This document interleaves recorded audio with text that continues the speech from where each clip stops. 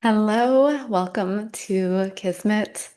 I'm so happy you're here. I would love it if you would subscribe, stay connected with me on this journey of astrology and all things connected to as above, so below, as within, so without, as the universe, so the soul. And today I'm really excited to be talking about this Aquarius full moon. And I'm going to share the screen. So if you are watching this on YouTube, you can see what I'm talking about. If that interests you, and if not, then just stay tuned and connect with the energy of what I'll have to share today.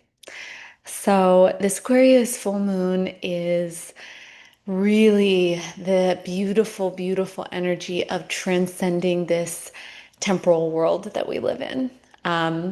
This is about a deeper awareness and awakening energy. So this full moon is going to land in Arizona time on August 9th, very early in the morning, so 12:55 a.m. And wow, this moon lands right in the middle of one of the most spiritual and auspicious and beautiful energies. There is so much healing, so much vibrancy during this period. We are in the Lionsgate portal, and we also have a conjunction that will be forming on August the 11th with the dog star Sirius, Venus, and Jupiter. So there's so much happening. And I really want to boil this down without overloading you with too much information. But I will say that, we're in a great polarity of energy right now. So while there is so much mystical, magical, beautiful, abundant energy available, the dog star Sirius, especially, connects us strongly with polarities, which means that many people are going to be facing really big challenges.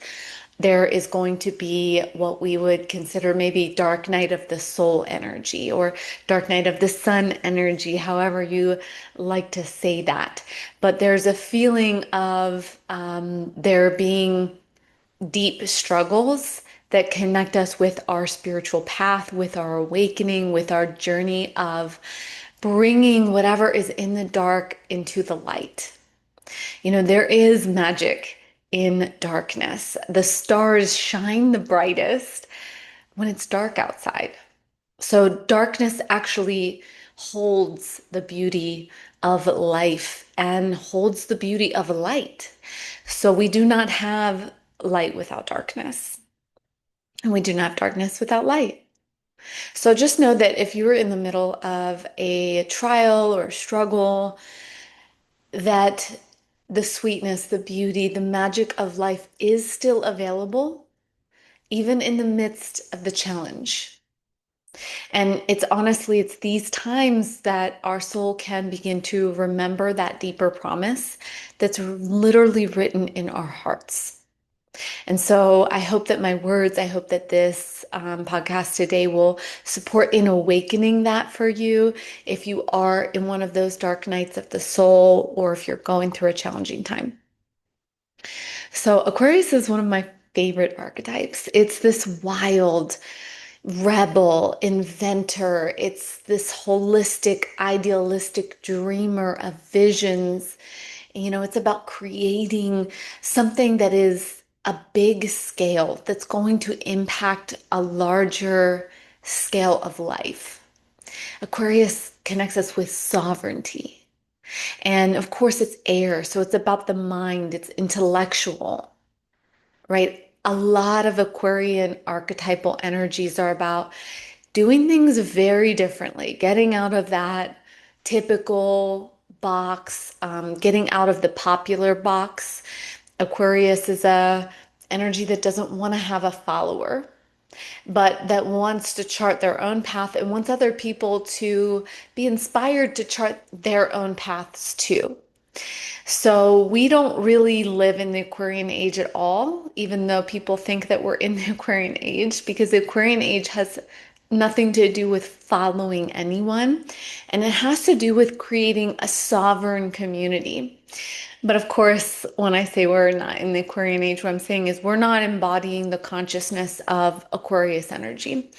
And of course, because we are in polarity, we live in polarity, the way that we're going to discover the consciousness of Aquarius energy is by swinging into one polarity or another. So Aquarius invites us to look at where, we can value ourselves as individuals, but also to see that individuality plays a part in the whole. That it's not individuality for the sake of being different. It's individuality for the sake of knowing your unique purposes, your unique truths, and that you don't need anyone else to know or understand that you're here. You're here to know and to understand your own path. So, Aquarius is all about our authenticity. And as we come under this full moon energy, you want to be connecting with your authenticity. What are your hopes? What are your dreams? What's your vision for your life? Not what's your vision with your partner, not what's your vision with what you're going to do in a community. What's your vision for you? Because it's your vision that is going to have its unique imprint into the world. And when we commingle our visions without having clarity for our own, we end up losing insight and capacity to know ourselves. And that's really a big theme under this full moon, knowing our true self. And, you know, when we think of creating something that we love, we want to think about doing this because we love it. And when we love what we're doing, when we believe in what we're doing, then we're going to provide value to the world because we are standing in our integrity. So, with this full moon in Aquarius, you want to be maybe connecting with what is the vision that's forming in you, in your heart. Maybe there's going to be more clarity that comes through during this full moon. Aquarius is also about this synchronistic energy, this connection to unseen forces. This is about our capacity to tap into that guidance that comes from spirit, that comes from beyond what we currently know. We get a ping. I know this is the right path. We get a ping. I know this is not the right path.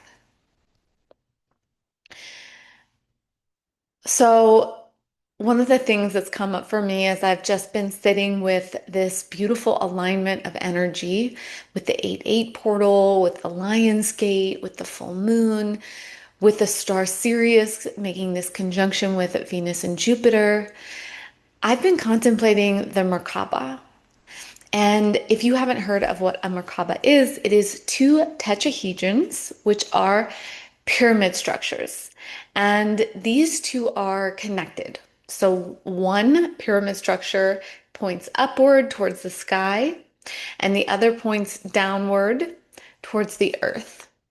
And together they create what looks like a 3D star.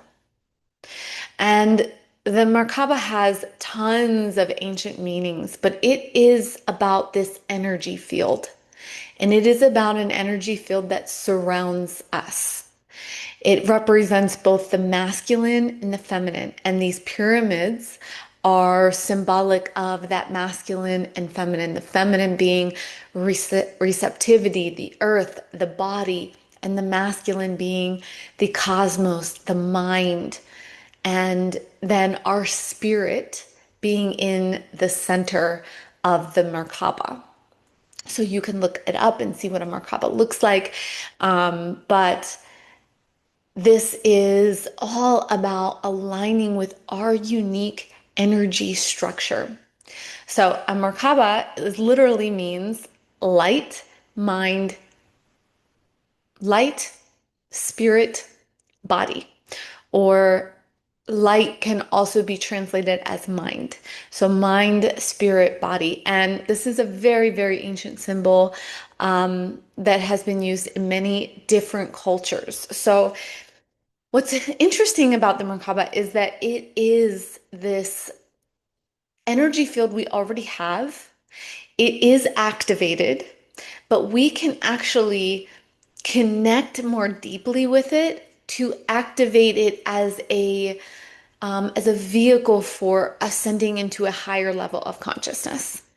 So this has to do with contemplation, sitting still, acknowledging and recognizing this field of energy that is around us. Most of us are familiar with the toroidal field that is around us, but we're not as familiar with this Merkaba.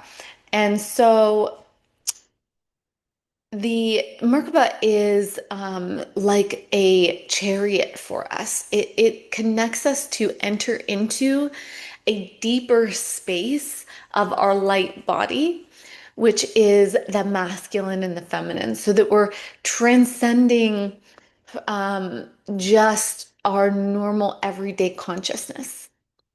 Now, the Merkaba also, to me, seems to emanate from the center of our heart, the heart being the center space. And in all ancient writings, what we see is that the heart is a place from which life flows. It's said, and I always say this, I say this all the time, that what is written in your heart is written in your astrology chart, right? From my own personal seeking, what I've found is um, that what is written in the heart is the totality, is the truth of who we really are. And the wildest part of this is that this actually is a part that is typically hidden from us. I work with people every day. I've worked with myself, my own journey, and the true desires of the heart are often this mystery. They're really challenging for us to understand what our real desires are.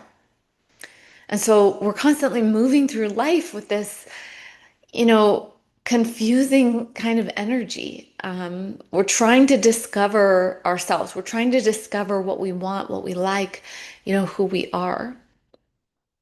And our tendency is to try to seek this externally. We're trying to go out into the world and find what will fulfill the desire of our heart when we're not even clear on what the desire of the heart is.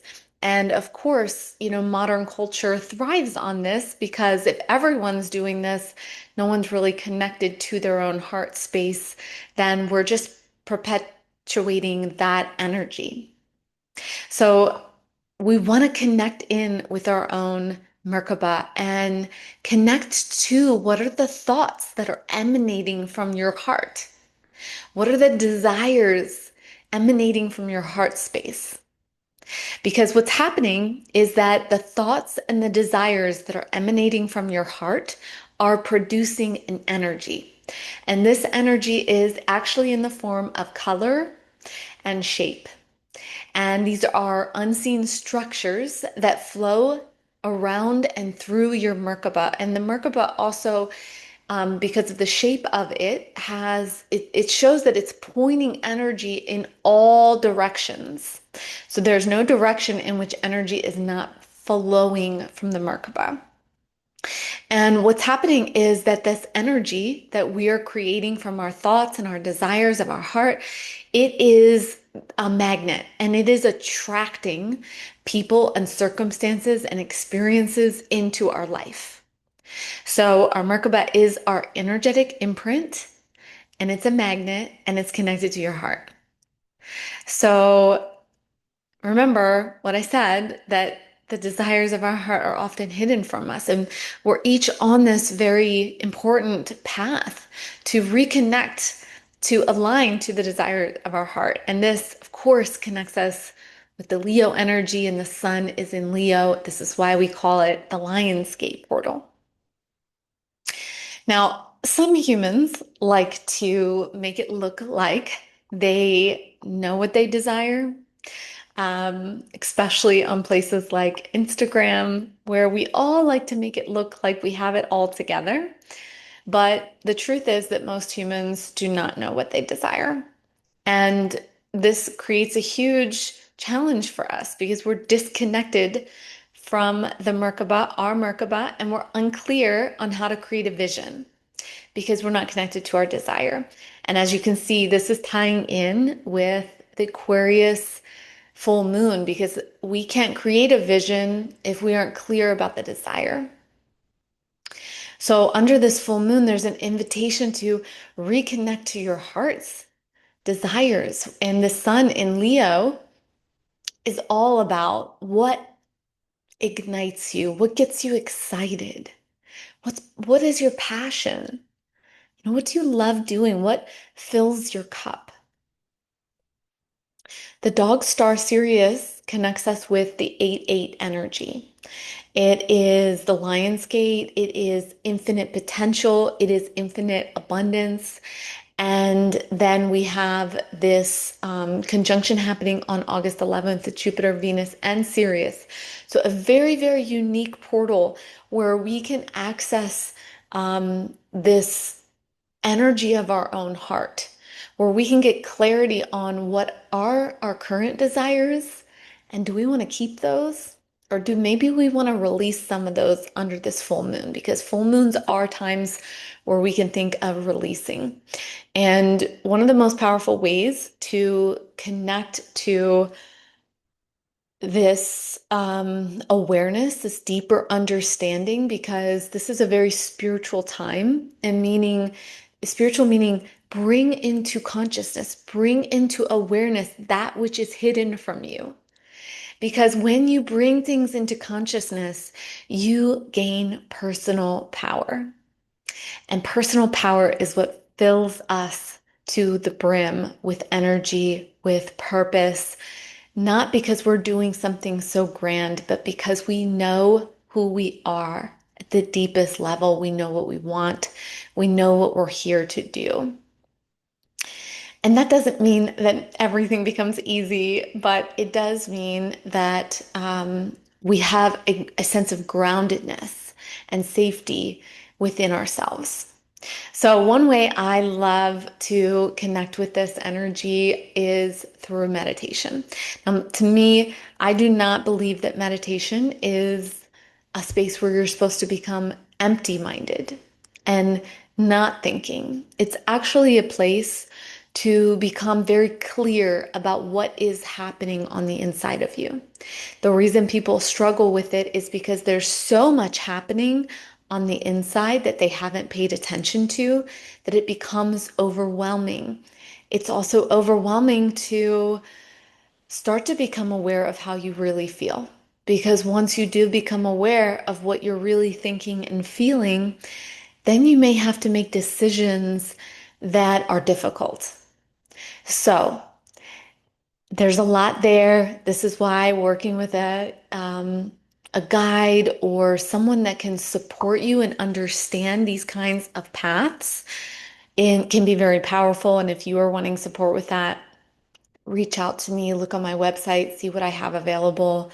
And if you're in Phoenix and you want to work with a meditative state, I'm doing a sound healing on 8/8 on Friday, so would love to have you there. But if not, and you're interested in getting a guided meditation, reach out to me because I may produce one for people who are interested. And would love for you to connect with this, activate with this, because this is just such a vital, vital time for us to hear from our spirit, from great spirit, from the ineffable. And this is this is an opportunity to align, to hear, to get the wisdom we're seeking. And so much abundance flows from this state of inner knowing. So, the next thing I want to talk about is the Sabian symbol of this full moon, which I think is very relevant to the Merkaba because Merkaba is light, spirit, body, or mind, body, spirit. And to me, so the Sabian symbol for this full moon is a watchdog standing guard. And to me, this watchdog standing guard is the body. And I really have just been seeing how the body is this incredible watchdog for you. It alarms you, it notifies you, and it tells you when something is askew in your life.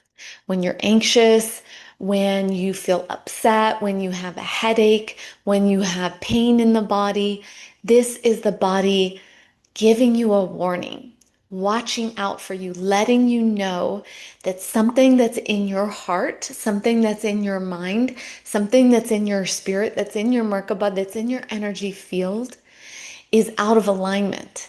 It doesn't feel good. And so the body knows this deep, deep wisdom. And this is a powerful time to listen to the body.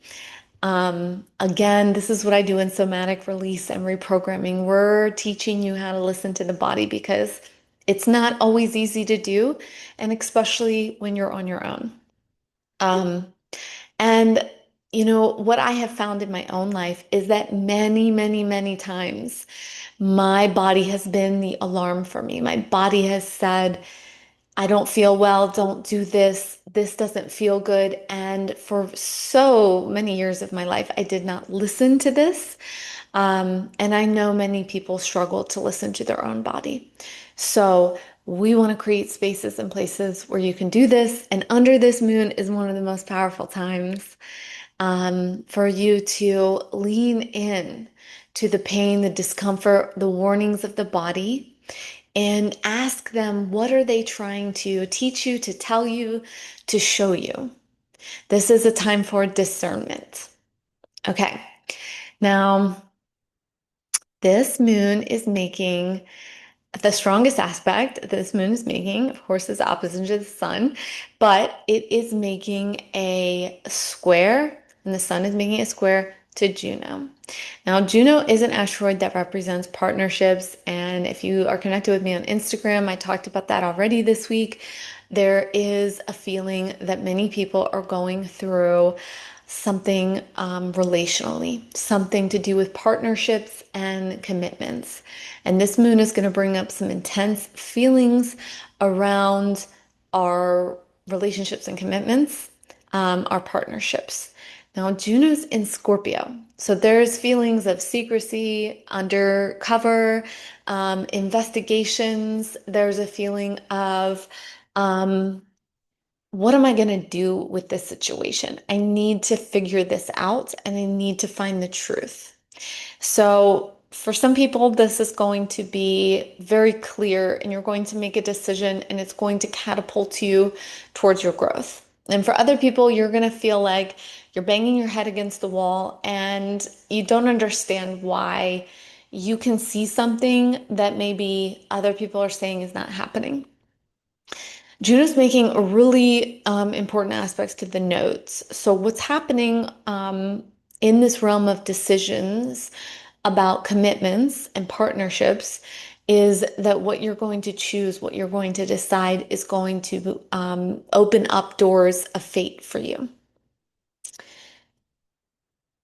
Now, we have a grand trine happening with Mars, Uranus, Pluto, and Saturn.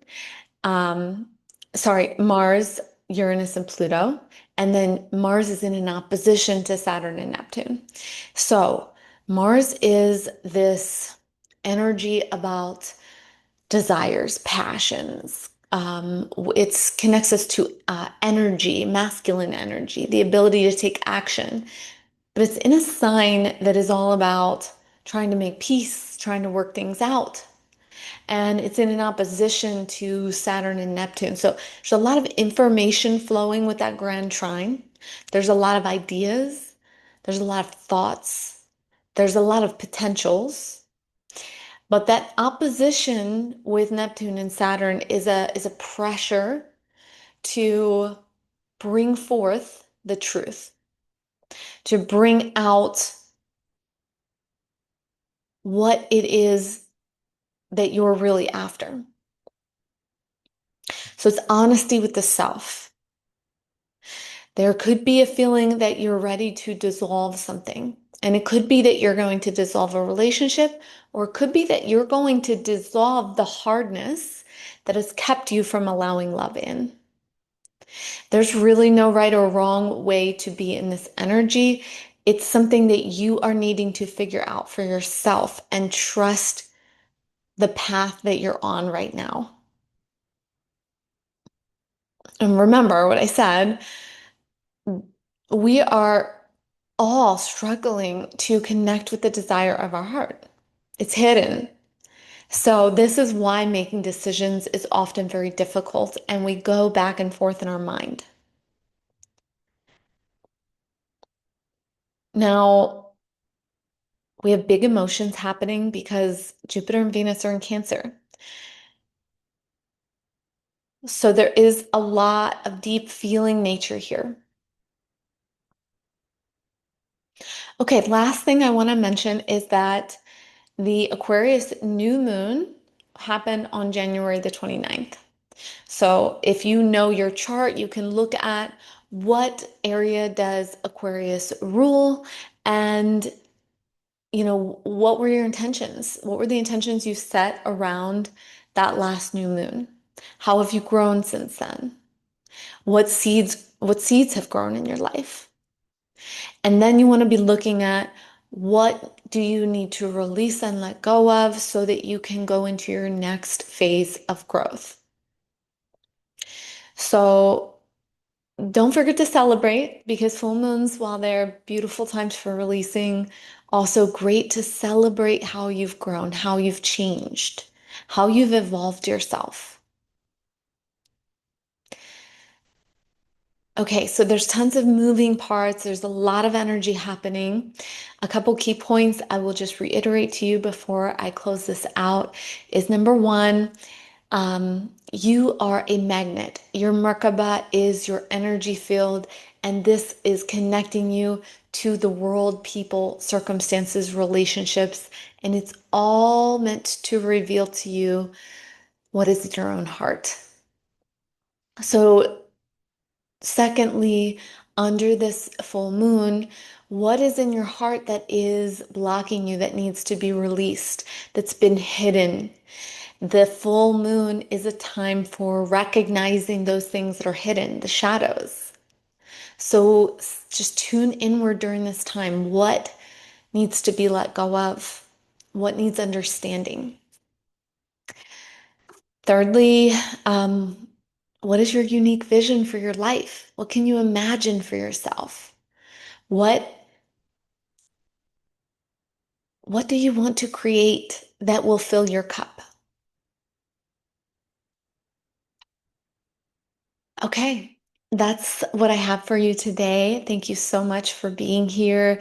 If you want to look at your astrology chart, talk about the transits that are coming up for you, um, connect with me on my website at kismetmystic.com or reach out to me on Instagram. I would love to support you in working with your path.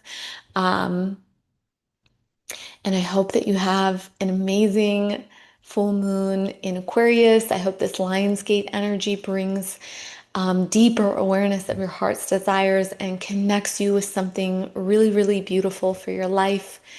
And that's all I have for you today. So bye for now.